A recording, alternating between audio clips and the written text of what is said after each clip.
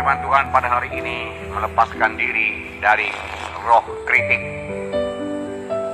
Melepaskan diri dari roh kritik, dari roh menghakimi, dari roh yang merasa diri lebih baik, lebih rohani dari orang lain, hingga kita mengkritik. Bebaslah daripadanya. Ya, kita sudah mengetahui bahwa ucapan kita sangat berkuasa. Ucapan kita dapat membawa berkat dalam hidup kita maupun hidup orang lain. Jadi biarlah ucapan kita memberkati orang lain. Tapi ucapan kita juga bisa membawa kutuk kepada kita dan bisa juga menjatuhkan rohani anak Tuhan yang lain. Apalagi perkataan kritik yang selalu mencari kesalahan orang lain akan sangat merugikan kita, merugikan yang mengkritik dan yang dikritik, saudara. Merugikan. Bagi yang mengkritik, dia akan kehilangan visi daripada Tuhan, kehilangan wahyu daripada Tuhan, kehilangan persekutuan yang intim dengan Tuhan, saudara. Karena hatinya sudah dipenuhi dengan kebenaran diri sendiri dan selalu mengkritik. Banyak anak Tuhan yang hidupnya selalu mencari kesalahan orang lain. Saya pun heran mengapa dia mencari kesalahan orang lain, bukan mencari kebaikan orang lain, tapi selalu mencari kesalahan orang lain, kemudian menghakiminya. Dan ada juga yang mengatakan menengkingnya. Dia lebih fokus kepada keburukan orang lain daripada kebaikannya, padahal orang tersebut punya kebaikan-kebaikan juga, tapi sama sekali dia tidak lihat. Yang dia lihat hanya keburukan orang tersebut, kejelekan orang tersebut, kesalahan orang tersebut saja, saudaraku.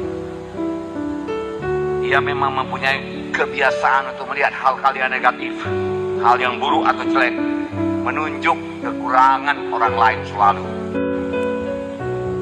Ini tidak lain daripada roh kritik yang menguasai orang tersebut, yang dapat membawa ketegangan, perselisihan dalam tubuh Kristus, bahkan bisa mengakibatkan orang mundur rohaninya. Lebih jauh lagi bisa mengakibatkan perpecahan dalam tubuh Kristus. Roh kritik bukan daripada Tuhan, karena roh kritik ini kebanyakan menuduh, mencari kesalahan. Tentunya saja berasal dari musuh kita, yaitu setan, yang selalu menuduh dan mencari-cari kesalahan, yang memakai manusia lama kita, dan kita selalu mencari kesalahan orang lain, kekurangan orang lain, bukan kebaikan orang lain, saudaraku. Oleh sebab itu firman Tuhan mengingatkan kita untuk senantiasa tidak mementingkan diri sendiri, selalu rendah hati dan lembut hati, dan menganggap orang lain lebih utama dari diri kita sendiri. Anggap orang lain lebih utama, anggap orang lain lebih rohani dari kita, anggap orang lain lebih mengerti daripada kita. Kita bisa dibentuk menjadi seperti Yesus.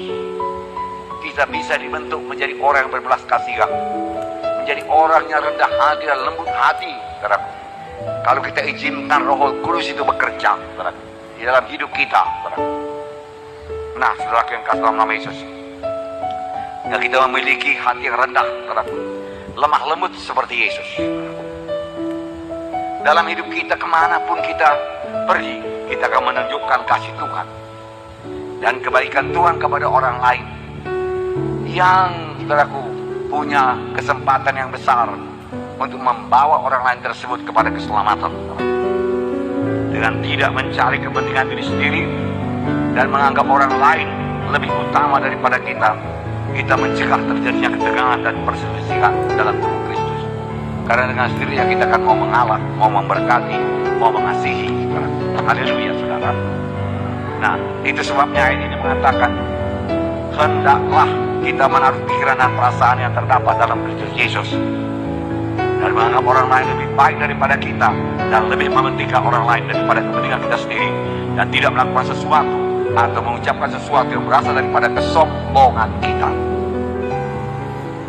Nah, saudaraku, sadari dan bersikap, saudaraku.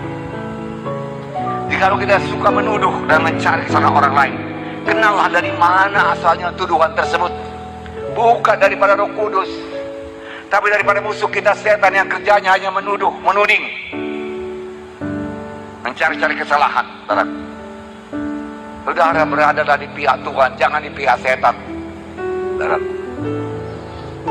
Berada di pihak Tuhan, saudara. Nah, saudara yang kasih, mulai menyangkal diri dengan melihat kebaikan orang. Jangan melihat kejelekan, keburukannya, kekurangannya.